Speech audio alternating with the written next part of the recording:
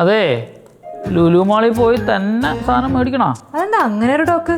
അവിടെ നല്ല സാധനം മേടിക്കാറ്. അതന്നെയല്ലേ ഞാൻ ചോദിച്ചേ. എനിക്ക് അവിടെ പോകുന്നത് തീരെ ഇഷ്ടമല്ല. ഇനി അവിടെ പോയി കഴിഞ്ഞാൽ അങ്ങോട്ട് കയറണം, എത്ര സമയം ബ്ലോക്ക് കിടക്കണം. ഇനി അവിടെ കയറി കഴിഞ്ഞാലാണെങ്കിൽ ആവശ്യമില്ലാത്ത എല്ലാം വാങ്ങി മാരി വലിച്ചിടൂലേ. ബില്ല് ആണെങ്കിലും അതിനപ്പുറത്ത് സമയം എടുക്കും. നിങ്ങളെന്താ തന്തോയിബായ?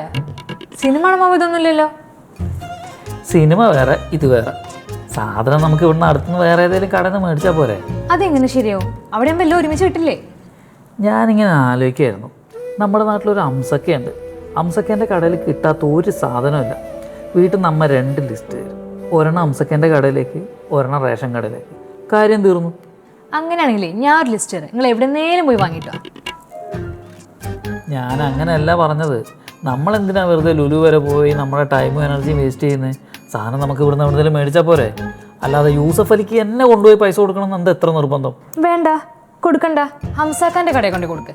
ചേര തിന്നണ നാട്ടിൽ ചെന്നല്ലേ നടുക്കഷ്ണം തിന്നണമെന്നാ. നിങ്ങളോടൊന്നും പറഞ്ഞ ഒരു കാര്യമില്ല. നീ ചേരയുടെ നടുക്കഷ്ണോ ചെസ്റ്റ് പീസോ എന്തേലും കഴിക്കും.